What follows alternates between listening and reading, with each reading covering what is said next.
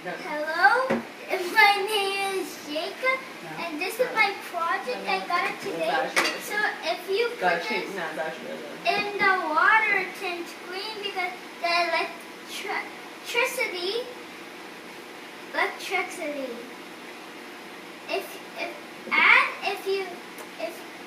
If you put it in a scent, it turns green too because it's like electricity and metal are the same.